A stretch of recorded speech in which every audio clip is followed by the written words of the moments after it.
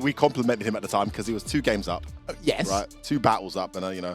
Now, here's what was interesting. He said he's very worried, and I said this numerous times in the past. I can understand why Phenom uses the word or uses the phrase "I'm under pressure" a lot, because a lot of stuff falls on him. He is the talisman, he is the cornerstone of 0-0 Nation, but he's going up against a matchup where he probably has played Akainu's Dan before, but he says he's not familiar, but I'll tell you one thing, he doesn't have a command grab. If you're unfamiliar and the guy has a command grab as well, then like kudos to you. My thoughts are with you in the match. However, he likes to V-reversal a lot. Phenom is willing to V-reversal and V-shift situations that he doesn't know about. Yeah, and of course. To beat Dan, you need to V-shift and V-reversal. He doesn't really need the fireball to control things. But the V-shift requires awareness. The V-reversal doesn't so much, but the V-shift requires a significant amount of experience and awareness, I'd say, in order to know which one's going to get you a punish, which one's going to get you a situation of a momentum shift.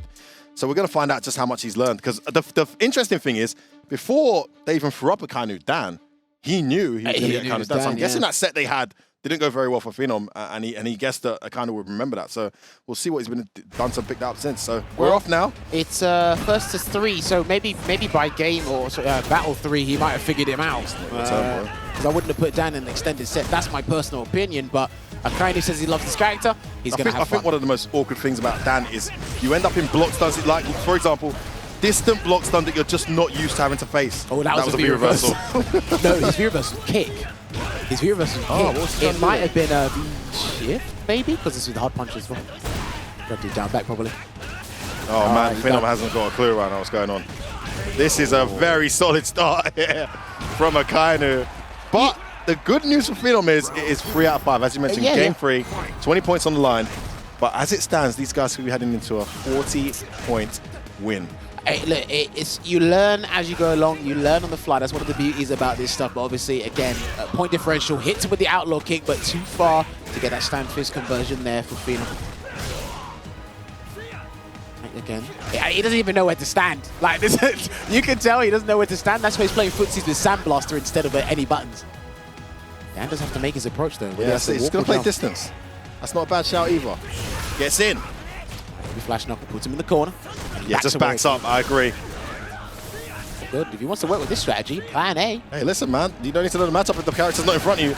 Yeah. Gets opened up though. All right, there we go. Puts out V-trigger 1. He's probably going to get about 6 of those. Oh, missed it. Gets punished. Too far. Oh, nice readiness there from Phenom. Too far with the crouch medium into the EX, and he was ready to punish it with the whiff. Hits it with that 3-frame jab, converts into that target combo.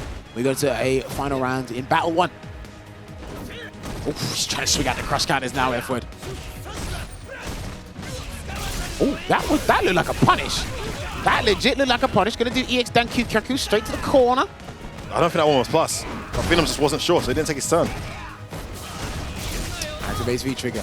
Gets one grab. Can he dash up and do another one? No, he's gonna do the meaty stand hard plus frames. Oh, he had it. He gets a second chance. This time he does confirm. Big damage. Select there for from the stun here. Akainu's in trouble. Is he gonna put V-trigger out though? Does he want to get hit into it? That's the thing. Phenom's V-trigger is completely depleted. But yeah, there's one. Gotta put it out there. And it doesn't go full screen as well. There. Oh, then he gets the medium, confirms, and Phenom on the fly, figuring out what he needs to figure out, closing that out. And the important thing about the order that they have here, they're always going to have Phenom in the anchor. This rule set puts the opposition in a position where no matter what, you have to beat Phenom to beat this team.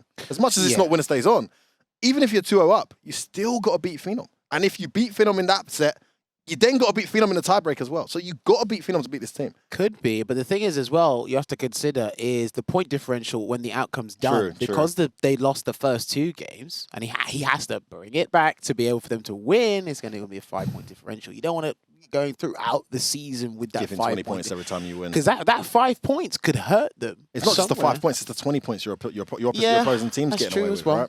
Right? That's very true. But so far, it actually wasn't too bad. I like the strategy that Phenom employed. There with the Sandblaster playing footsies with them, and yeah, he's going with Guile. He wasn't going to stick with Dan. It looked too difficult at times. Yes, he was trapped in the corner. He felt overwhelmed, but sometimes people talk as if they're only going to play the one game. They're not going to play the 3. Guile's more stable. This is Akainu's best character. He's been playing Guile since SF4. Long time. Okay, the Dan didn't work out as much as he loved it.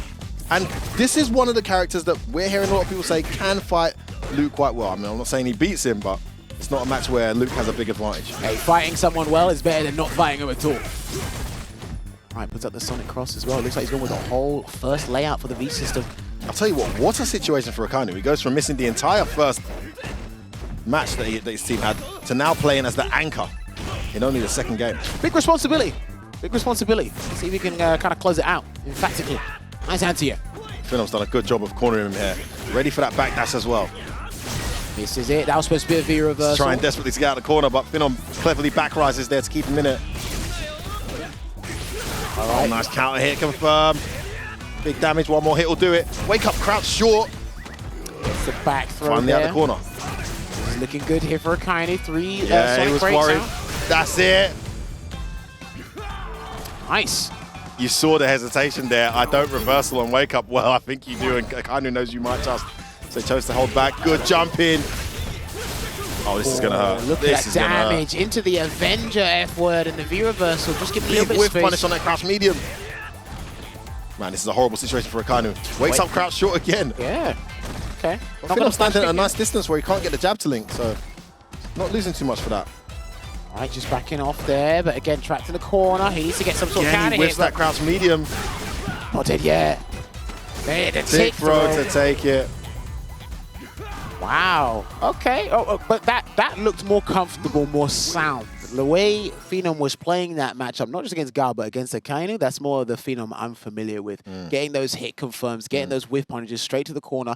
Then he just does the simple strike throw game. If he lands the throw, follows it up with the subsequent meaty with the standing hard kick. He hardly ever meet in as well. He's allowing Akainu to wake up more often than not because he knows if he gets hit by the wake up flash kick, it's the entire screen. He's got to work his way back in. He's got to get around the booms. So he's happy to just let Akainu wake up. And Akainu's been choosing to wake up with a crouch and short, which has not been getting much mileage other than the one hit. He's got to decide now. Does he stay with Guile? It actually looked better with Dan, but that just might have been a Guile game. You know, needs to get warm. Wasn't throwing enough booms, I feel, as well. He kind of just sat there not playing booms. It's going to be Dan. He switched it across. And again, it's the different philosophies, different game plan. He was much more aggressive. Obviously, there's a little bit of RNG because we just saw the red fireball, but he looked like he was having more fun with Dan as well. That plays a big factor. Oh, Phenom trying to whiff punish on the fly here. That didn't work. Right, good break there. Sweep activate. Can he get delayed back throw? No, he's going to go for the medium instead. There's that V-trigger. Oh, that worked out. He thought it was negative. He wasn't. Nice frame kill there from Akainu. The damage here as well. There's been applied in the corner. That looked about, like, that probably looks about 0, but... That hit like it a bit early, actually. But yeah. Good awareness there from Phenom. Sweep activate. He has to hold this. And the overhead, closing it out. It looked like Phenom just took a micro walk. He did, and then went back to the down back mode. They got clattered for it. Oh, trying to whip punish the standing medium punch.